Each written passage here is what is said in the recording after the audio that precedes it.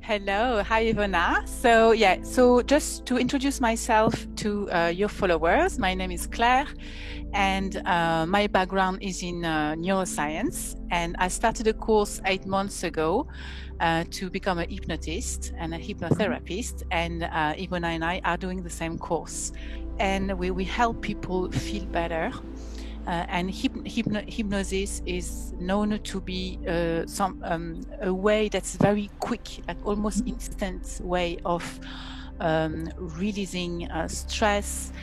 And I would like you to tell someone who is feeling down, who is feeling depressed or anxious, what advice you would give that person to feel better and or to feel empowered, or it's always this first step which is very difficult to come out of your mood. What would you recommend? And yeah, is there a quick fix we can learn from hypnosis? Very much so. So instead of giving advice, how about I demonstrate with you? Yes. Okay. Wonderful. Okay. Is there any emotion right now in this moment that you don't find resourceful, that you would like to get rid of or decrease right now? Yeah, I think I have a bit of FOMO, fear of missing out. So I'm never happy where I am. Well, or sometimes I feel like, oh, it's sunny outside, I should be outside, or I should be doing something else. Yes. Instead of being in the moment. Mm-hmm. Okay, so on a scale of 0 to 10, how severe is this emotion? I would say 7. 7, so pretty high. Okay. So what would you like to feel instead? I would like to feel complete in the moment, and that where I am has got a purpose, and that I'm comfortable. That I don't feel like I always need to be doing something or to be with people or to be engaged, but I'm happy with myself and where I'm at. Yeah, so you mentioned complete, and when you mentioned complete, you touched your heart. Is this where that completeness would be located if you felt complete? Right here? Yeah. Okay. And if you were to imagine what color it would be, what would it be? I like this color, which is a bit red pink, so or fuchsia maybe, or raspberry. Yeah. Okay, so I would like you to close your eyes, please, if you want, and just take a deep breath in. And you can put your hand on your heart if you want. And just breathing in, start breathing in that feeling of completeness, that yummy raspberry feeling of completeness, that beautiful fuchsia color coming right into your heart. And breathing out that feeling of FOMO, missing out, and breathing in the feeling of completeness. And just imagining it spreading in your chest and radiating even further, maybe even through your fingers outside. Just enjoy that feeling of completeness, that yummy raspberry feeling of completeness, just for a moment, right here. Right now, there is nowhere to go, nothing to do. Nobody wants anything from you. You're just there with your heart, just feeling amazing, breathing deeply, listening to my voice. That's right. And when you're ready to come back to the room, open your eyes. Hello. And tell me how you feel on the scale of 0 to 10. Where is this feeling of FOMO now? 3. 3. But I'm with you, and it's the best place to be. So maybe I'm biased. Wow. So the feeling went down from 7 to 3 within less than 60 seconds. So that was just a quick example of how powerful and how quick hypnosis works, because hypnosis is, in my understanding, and there are many understandings about hypnosis, it's just like trying to define what is consciousness or trying to define what is love.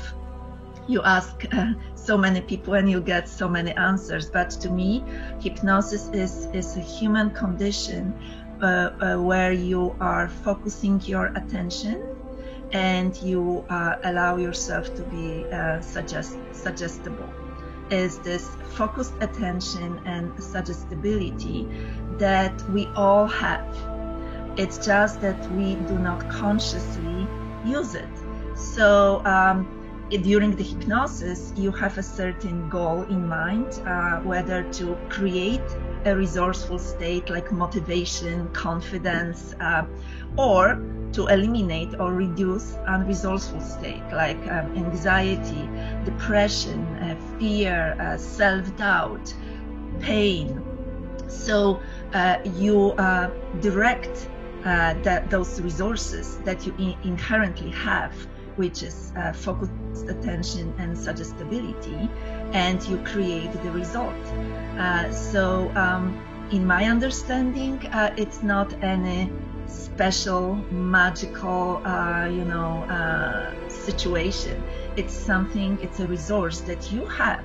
And when I work with my clients, I basically teach my clients how to use that resource every day, anywhere they are, so they are independent from external stimuli on how they feel. They can create that feeling by themselves, which we just demonstrated right now. Wonderful.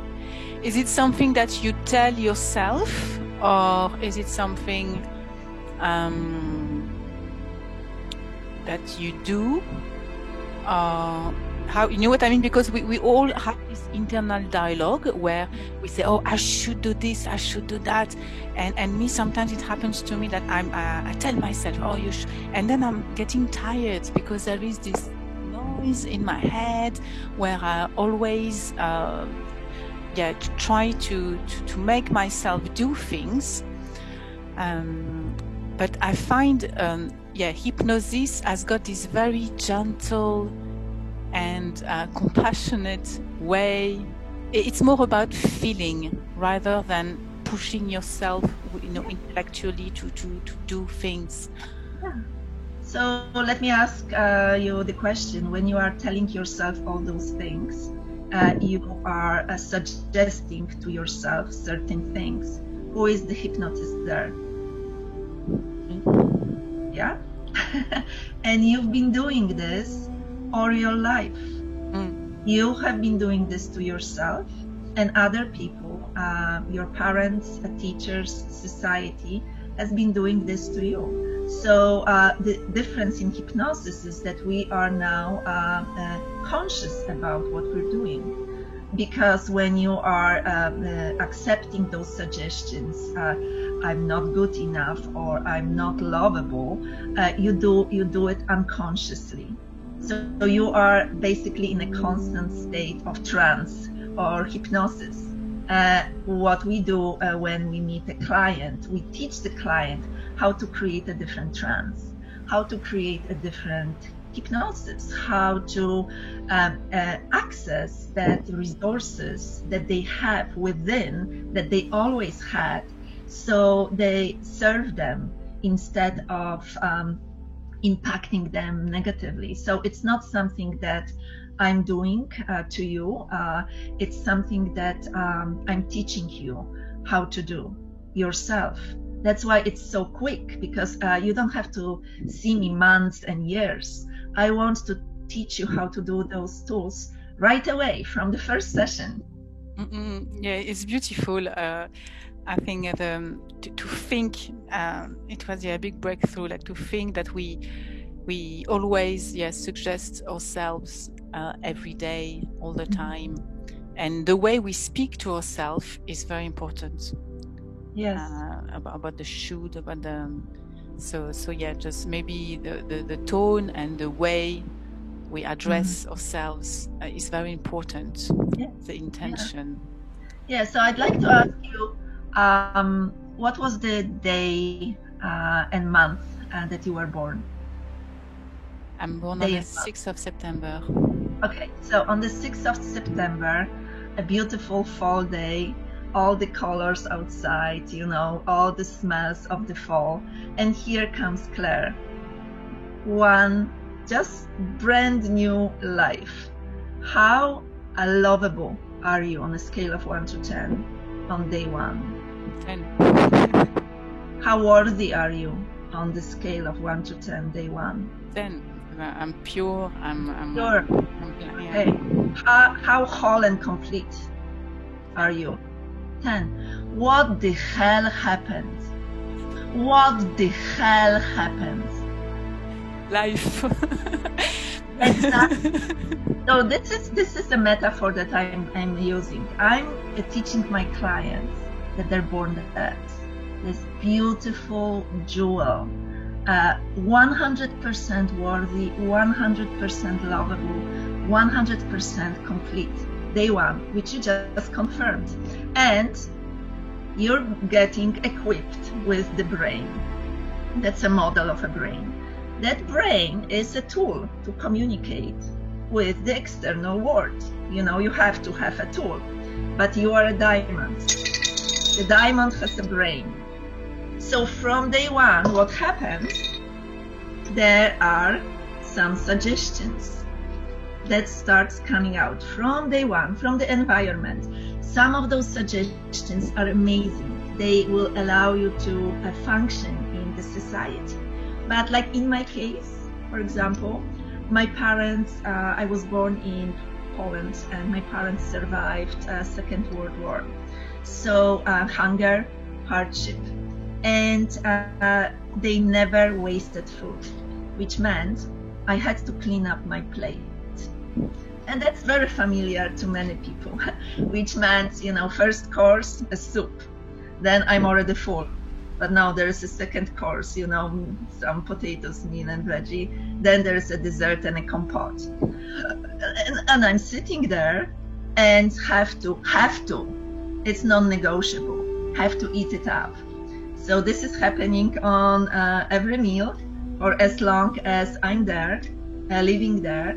And what's attached to this suggestion is, if you do not finish, then you are ungrateful.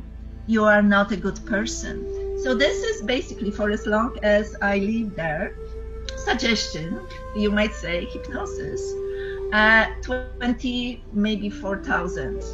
So this is now sitting here, all those suggestions. This is just one example. You have a suggestion on what's your worth. Do you need to have 2.4 children? Do you need to marry? Do you need to have a safe career? It's all sitting here. What's sitting here is what God to believe in, and only that one.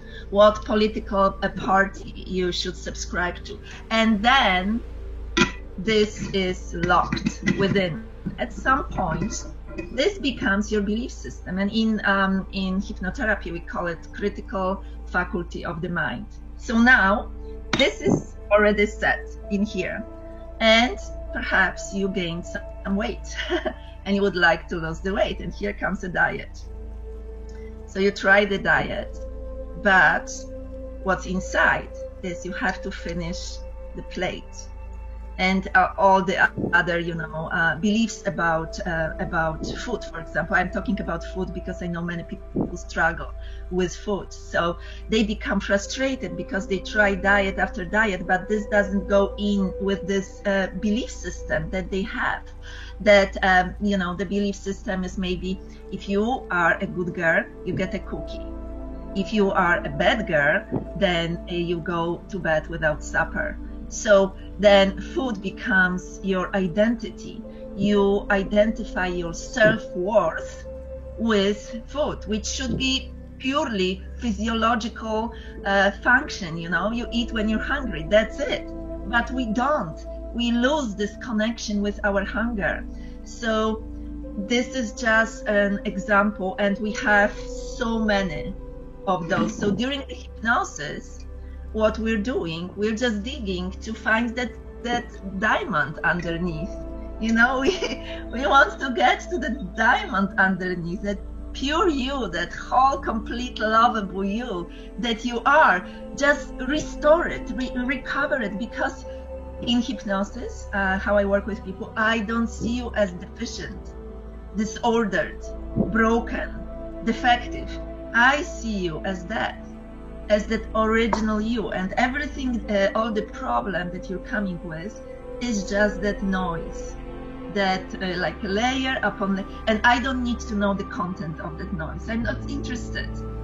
Why would I need to inspect every single thing that happened to you if I already know that you are whole, complete, and unlimited?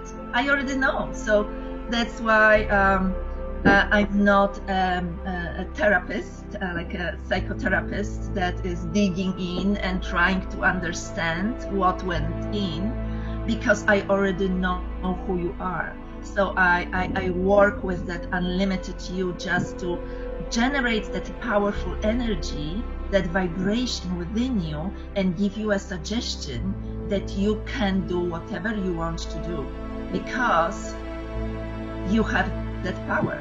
That's, to me, hypnosis. It's beautiful. Yeah. But it's not with me. See, this power, this skill, that it's your human condition. You accepted all those suggestions because you are already suggestible from birth. So, you know, some of those suggestions are just not helpful. So we just want to put in suggestions of your choice. You come in and you want to stop smoking, you want to lose weight, you want to end anxiety or depression. I just see all of this as those layers that are sitting over you, obstructing your true light. That's how I look at hypnosis. You already answered a few questions that I had. Yes. About the fact that we don't deal with the root causes of the problems in hypnosis. We just help to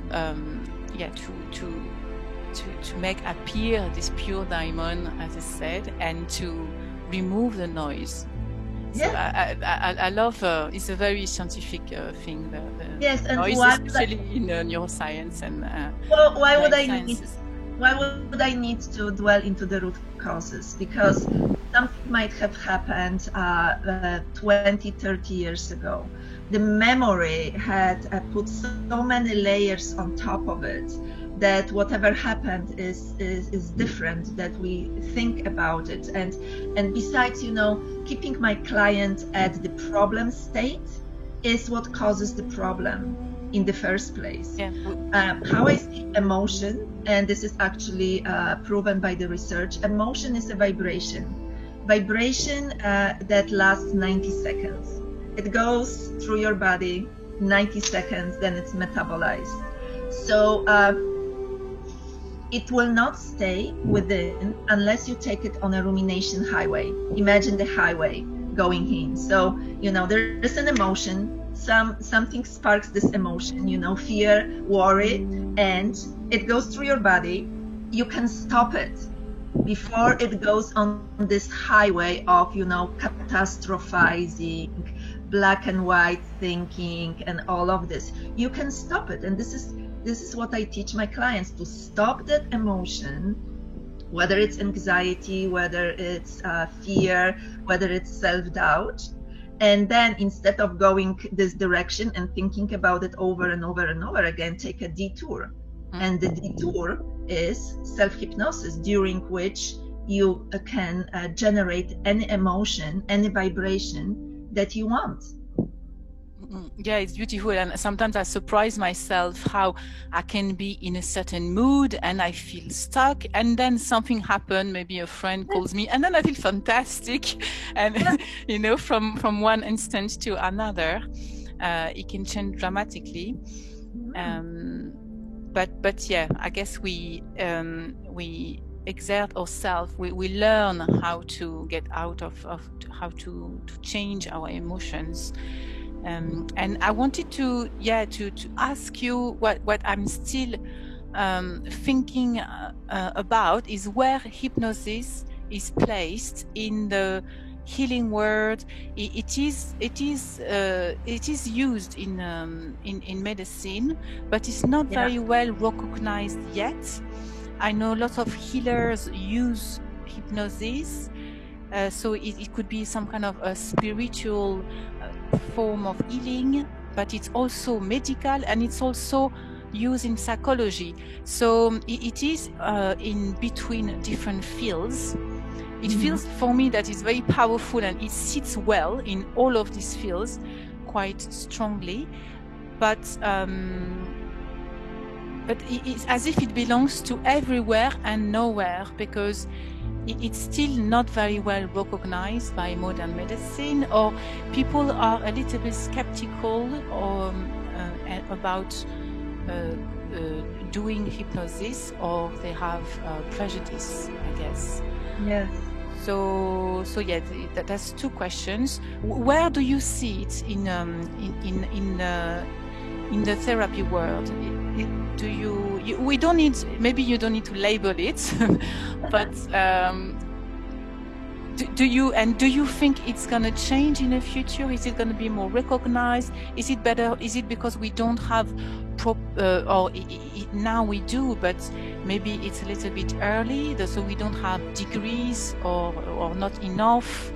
There are many questions that you asked, so I will try to kind of systematize that. So one type of question seems to be coming from the field of other helping professions like psychology, or utilizing cognitive behavioral therapy, or maybe neurolinguistic programming, maybe people that are helping others with mindfulness, yoga mindfulness. So there is that field, and many of them are already utilizing this human condition involving focused attention and suggestibility without calling it hypnosis. So that can be already part of what they're doing. Hypnosis has many misconceptions that were created through various scary movies. Stage hypnosis is in many people's minds as losing control. I just had a conversation with my prospect on LinkedIn, an executive, and when we started talking about hypnosis, he said that this is his biggest fear, to lose control over his mind. So if you have someone who perceives hypnosis as loss of control, then obviously they will not be even interested in trying hypnosis as helpful for their various problems. So I think clarifying to people, showing them more than explaining, just like I showed to you. So when I talk with people that don't know anything about hypnosis, I give them those little exercises where they can experience the power of their own body. And then then the focus shifts from me doing something to them, but from them creating something within, and then it becomes acceptable. But people are using hypnosis. They use hypnosis and they make it into something like a woo-woo or a special state, or they add a stage hypnosis elements to it. So because it's not standardized, then you might have some people using hypnosis as relaxation, pure relaxation, And to me, hypnosis is so much more. So you do not have a standard like in dentistry. You have a certain standard, and you know that if you apply that treatment, there will be a certain result. Or you take a sleeping pill, and you know that it will be guaranteed result. With hypnosis, it's not about just me, my skill to guide you into this process, but it's also about how receptive are you. Do you believe this is going to work? Are you open to it? Do you really want to change? I think this is the most important factor, because if a client comes to me and, for example, wants to move on in life after a breakup, okay, had a breakup, his or her heart was broken, really painful, and wants to move on, and I can help. Obviously I can help, but if that client has even 1% hope that that relationship will be mended, that they can be together, then inside of that client there is not 100% resolve that this is it, they want something else, and that in that case hypnosis will not be effective. So how can you take something like hypnosis and put it into a current structure of medical profession that is based on proof and on something that's working 100% of the time, all the time? There's so many variables in hypnosis, and what's important is also rapport between me and my client. You know, that energy, that trust that they have to have in me, and trust that they need to have in themselves. That, you know, I have to build that trust that within them, that they have those faculties within. And many people come and they don't believe in themselves. They have not believed in themselves for years. So it takes skill and it takes patience to encourage people to allow themselves the thought that they are exactly what you said, 100% whole, complete, and lovable. It's very interesting because the rapport and is so important in therapy, and I'm thinking, like, when we want to measure data, we do things in double blind, you know, so that the administrator is not aware of what is giving. So we remove all of this thing completely to be able to measure and be objective. But a lot of the results are obtained because of the mutual trust that is built through the session. So that's so interesting. So and so I wanted to check with you, in your journey, when did you come across hypnosis? Is it something you've been looking for and that you found? Is it something that was fitting perfectly into your life, or did you have to adjust your life to be able to welcome the hypnosis into your life? I bumped into hypnosis quite unexpectedly. It wasn't something that I was interested in from early on. I was actually a corporate accountant, financial controller for 20 years, and I chose that profession because I suffered from social anxiety, and I labeled myself a shy person. And I, you know, even 5 years ago, it would be impossible for me to have that conversation with you. And at some point in my life, I decided that I would like to try something different than accounting. And in my 50s, I already had lots of success, financial success. I emigrated from communist Poland twice. I built myself from zero, from living on a skid row with an empty floor to living in Vancouver next to the ocean. I'm a mother, my kids are grown, financially independent. So I thought I have all those gifts within myself that I can share with others that are still struggling. So I started taking on various classes in neuro-linguistic programming, cognitive behavioral therapy, mindfulness, and that mixed with my own spirituality, which is yoga, meditation, yoga scriptures, Advaita philosophy. All of that together just made me realize that this is what I want to do in the second part of my life, working as a helper.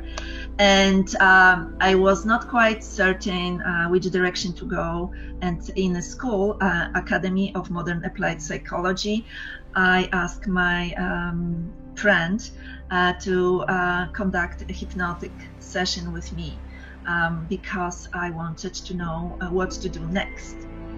And that's what we've done.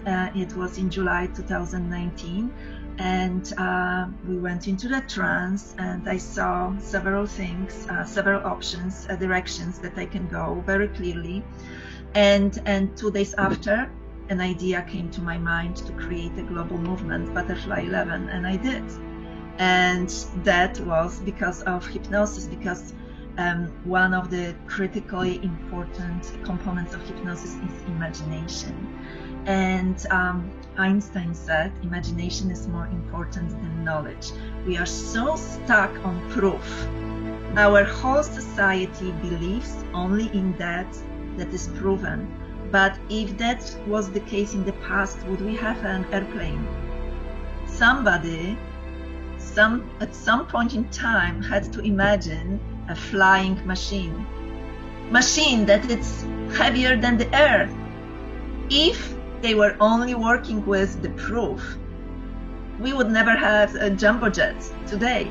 Imagination is underutilized, and there is so much power because within our imagination today are allocated all future inventions right here, right now.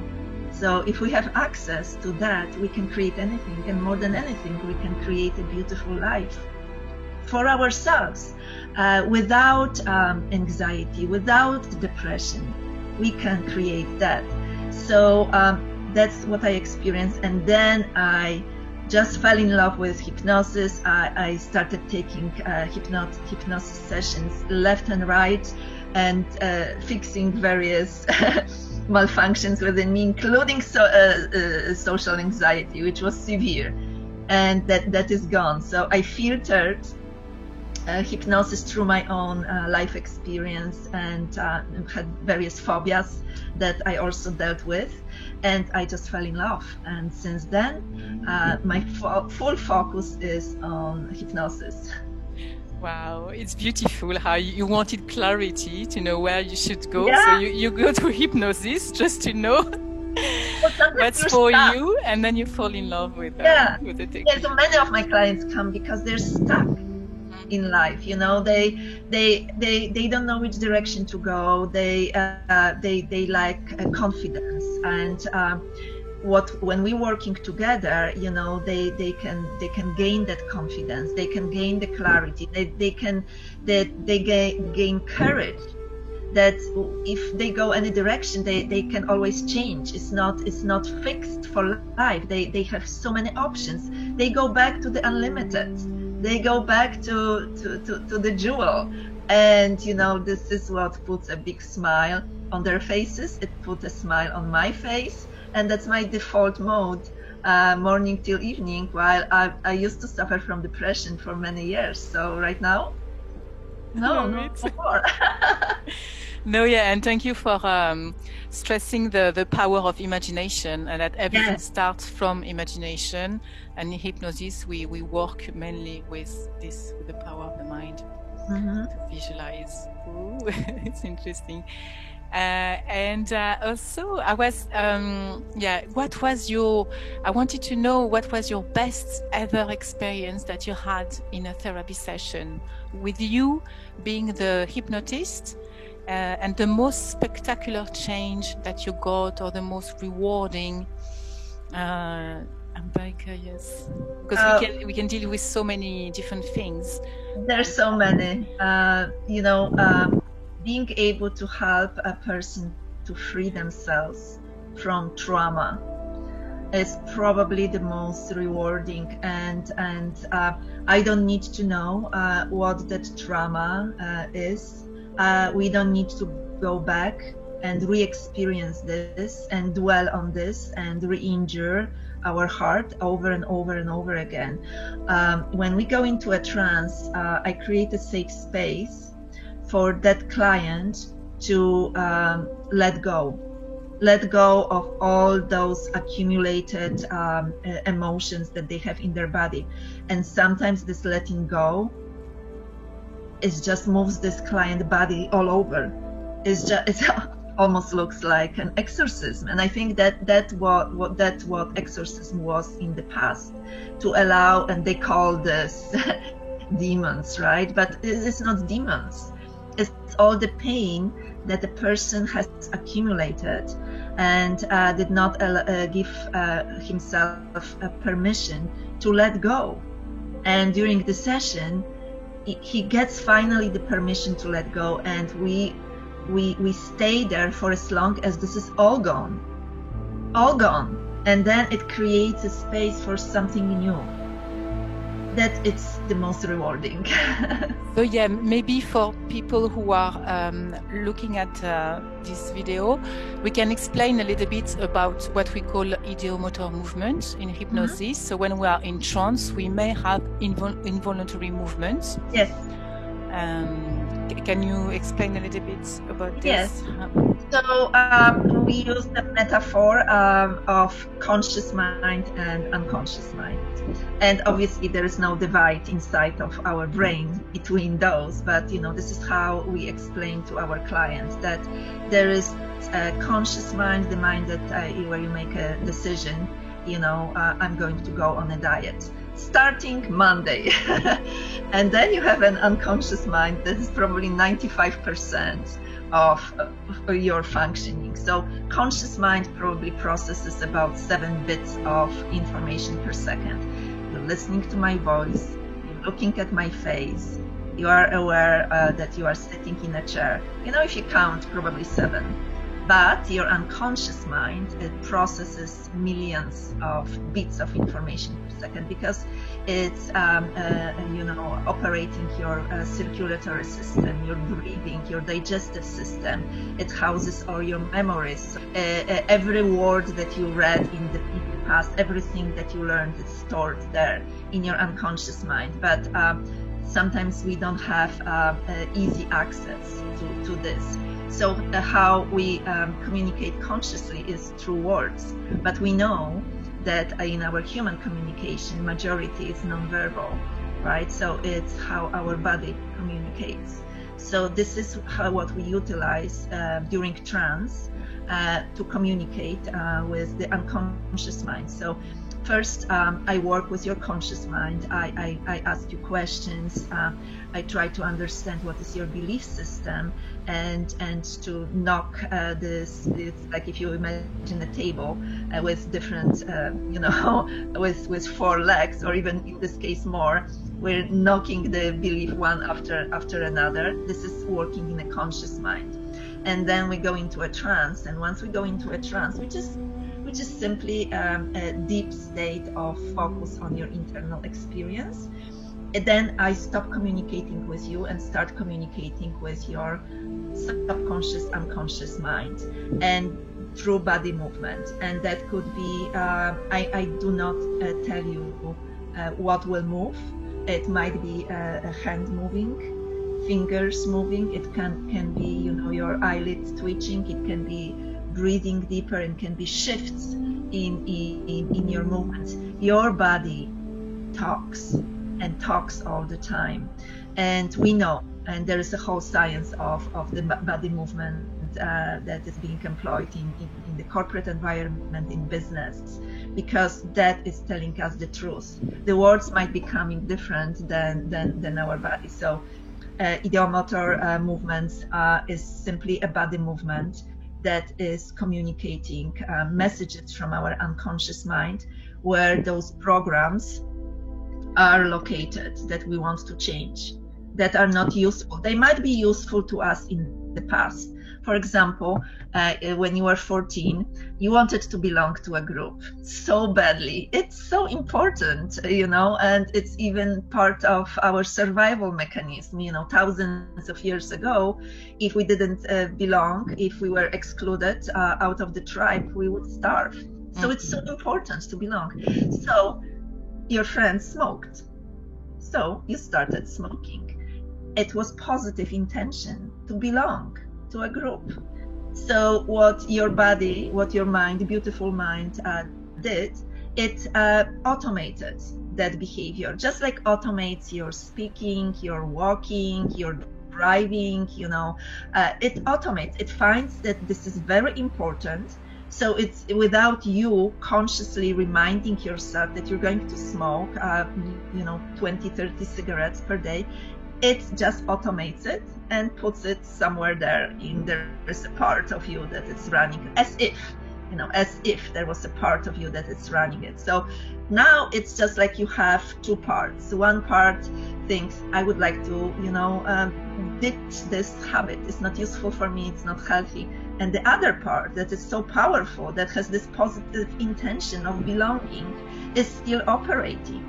So in hypnosis, we communicate with that part respectfully.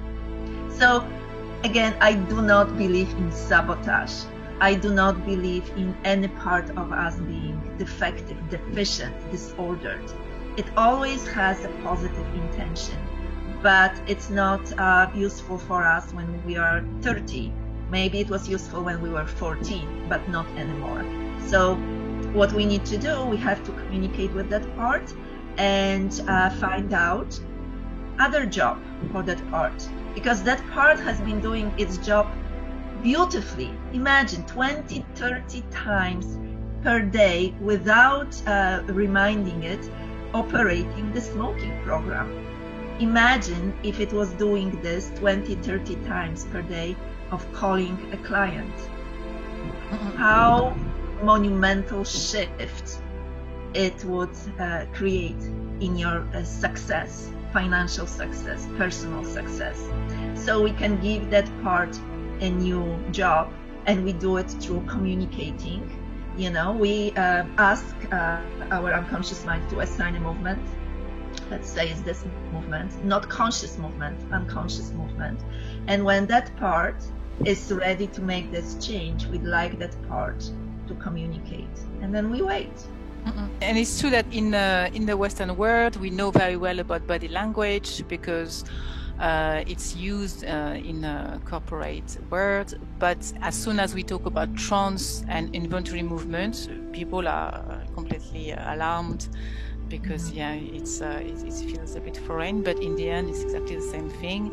It's the unconscious mind who is in charge of so many functions in the body that we forget because obviously we learn it through time, through the development. So the most spectacular session was a session where you had a lot of movement, of automatic movement from your it's the result, freeing a person from trauma, or freeing someone from a lifelong phobia, a fear that is so paralyzing, that is making functioning impossible. Phobias are actually quite easy and fast to change. Yeah, it's very interesting how when we help others, there is also a beneficial effect for us. It's very, very rewarding. And we talk about hypnosis as being something collaborative, so something we're doing together. Yeah. And I think it's very beautiful. So if you're a smoker and your husband tells you to stop smoking, and you come to the hypnotherapist and it's not your choice, but you're doing this to please someone, it will not work. It has to be your decision. Hypnosis is collaborative process. You have to be 100% sure you want that change. Different people go into the hypnosis easier, are more suggestible than others, but this does not matter when we think about outcome. You know, your suggestibility level is not super important.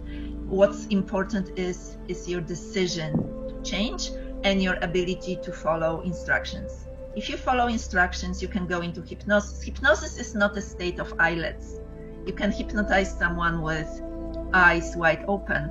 And we have lots of politicians in our history, some very evil and some very good, that were able to influence, mesmerize, hypnotize the entire nation, right? So eyes open.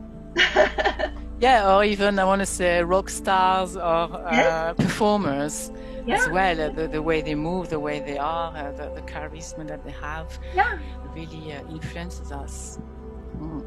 Influencers, you know, on YouTube, you have some YouTube influencers that have millions of followers.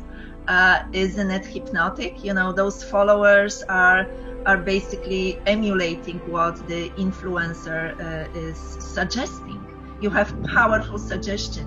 The influencer is using a certain makeup and is suggesting that makeup is so wonderful, that's why the influencer is so beautiful. Yeah, this is why so the followers are responding. So you've been going through on a journey, experiencing and learning about so many different things, changing yourself. You were saying about you were very shy, or you had social anxiety, phobia, and you just got rid of them. Is there anything else that remains? Do you feel like you are on the top of the mountain, or no? Sometimes we tend to think that we need to be a therapist. We need to be perfect. We need to have overcome all obstacles and conquered all our fears. I just want to. We talk about congruency a lot. So I guess we need to talk from our experience, but also this is an art that we learn, and then that we teach or we provide. As an individual, do you feel like you still have things that you want to achieve or get rid of?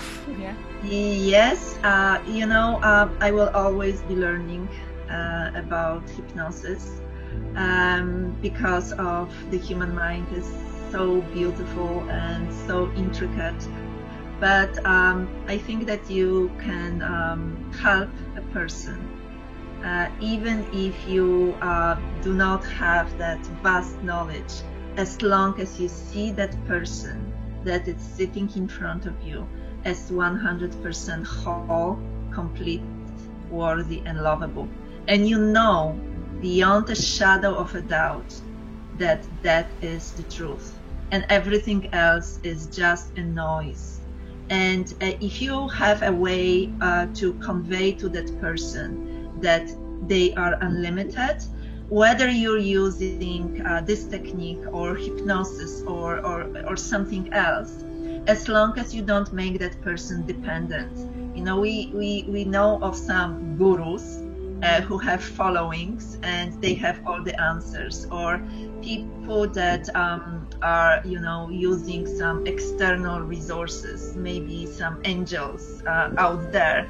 That, in my opinion, might be helpful to some people, undoubtedly, but it removes the power, internal power from the person and places it outside, whether on the guru or on some, angels, some other things, maybe cards or crystals or whatever it is. Those are useful tools for some people. And when I meet a client and the client is very religious, I meet the client where he is. So I will use his own belief system for the purpose of healing. And if during the trance he has a chance to meet Jesus, wouldn't it be just wonderful to feel that love to feel that love, that unlimited love between Jesus and him, if this is what he happens to believe.